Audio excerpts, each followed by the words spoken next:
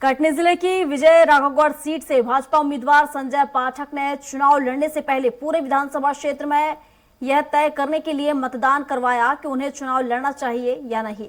लगभग 75% मतदाताओं ने उनके फिर चुनाव लड़ने के पक्ष में वोट दिया। इसके बाद ही संजय पाठक चुनाव मैदान में उतरे। चुनाव आयोग में दिए गए दस्तावेजों के अनुसार संजय पाठक मध्य प्रदेश के सबसे सनाढ़ प्रत्याशी हैं, इसलिए विजय राघवगढ़ का चुनाव थोड़ा हटकर होने की संभावना लगती है। लेकिन स्वराज एक्सप्रेस की टीम इस विधानसभा क्षेत्र में पहुंची तो सब कुछ अन्य विधानसभा क्षेत्रों की तरह ही दिखाई दिया। स्वराज के स्टेट एडिटर अजय त्रिपाठी के सवालों का जवाब देते हुए संजय पाठक ने कहा, इस अंचल का चुनाव सच में थोड़ा अलग है, क्योंकि यहाँ प्रत्याशी संजय पाठक नहीं बल्कि क्षेत्र का आम व्यक्ति चुनाव लड़ रहा है।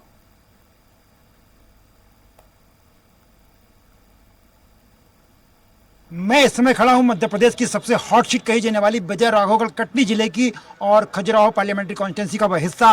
संजय पाठक वो चर्चित नेता जो चुनाव के पहले चुनाव करा चुके हैं और उसके बाद चुनाव लड़ रहे हैं। संजय भाई, बहुत बहुत शुभकामनाएं आपको चुनाव की। धन्यवाद अजय जी, और आपका बहुत बहुत स्वागत है माँ शारदा की इस पवित्र नगरी विजय राघवगढ़ में। ये कॉन्स्टिट्यूंसी ऐसी है जो टेक्निकली 3 हिस्सों में आती है।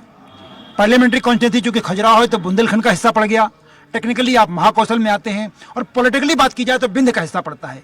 तो ऐसे में विजय राघवगढ़ तहसील विजय राघवगढ़ जो सीट है मध्य प्रदेश में बीजेपी के लिए बहुत इंपॉर्टेंट पड़ जाती। कितनी मेहनत करनी पड़ रही इस बार?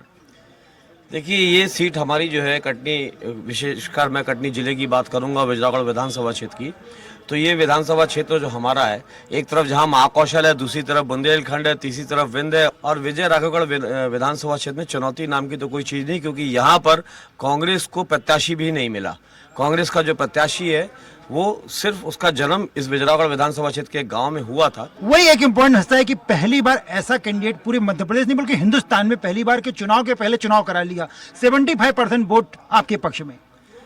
बिल्कुल, उसको आप वोट कह सकते हैं, लेकिन मेरे लिए ये आशीर्वाद है, क्योंकि मैंने विजयराघवगढ़ विधानसभा क्षेत्र को कभी कोई राजनीतिक क्षेत्र नहीं माना। 4 पीढ़ियों से हमारा परिवार यहाँ पर सेवा करता आ रहा है, और मैं यहाँ पर अपने आप को तो यहाँ का ही पैदाइशी कह लीजिए, पला बड़ा कह लीजिए, जैसे कहते हैं ना कि जन्म देने वाले से बड़ा पालने वाला होता है, तो मैं तो पला बड़ा यहीं विजयराघवगढ़ में ही हूँ। तो मेरा सारा चुनाव जो लड़ रहे हैं वो यहाँ का कार्यकर्ता, यहाँ की जनता, यहाँ के बुजुर्ग, यहाँ की माताएं, यहाँ की बहनें, यहाँ के नौजवान साथी लड़ रहे हैं। आज हर व्यक्ति संजय पाठक बन के स्वयं प्रत्याशी बन के चुनाव लड़ रहा है।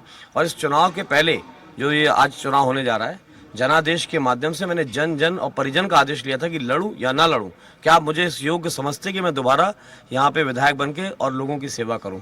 और उसका परिणाम ये था कि 75% से ज़्यादा लोगों ने मुझे आशीर्वाद दिया और कहा कि जाइए, लड़िए और खूब गरीबों की सेवा करिए, क्षेत्र का विकास करिए। बीजेपी के सारे मुद्दे विजय राघवगढ़ में आके अलग हो जाते हैं। यहाँ आयुष्मान योजना के पहले भी संजय पाठक के जरिए हमने कई लोगों से बात की, वो इलाज करता रहता है।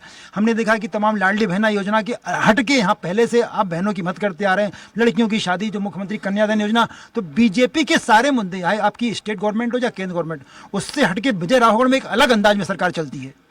आप इसको आप कह लें कि सरकार, लेकिन मैं कहता हूँ परिवार। मैं 2008 से जब से यहाँ पे आया हूँ, तो मेरा पहला, इसको आप नारा कह सकते हैं, लेकिन वो मेरे दिल के भाव थे कि सत्ता पे नहीं, दिल पे राज करना चाहता हूँ। दिल पे वही राज कर सकता है जो हर बुजुर्ग को अपने माता पिता के तुल्य समकक्ष माने, देखे और उनकी सेवा करे, नौजवानों को अपना भाई मान के उनकी सेवा करे, और क्षेत्र को अपना घर परिवार मान के उसका विकास करे। तो ये मेरा 2008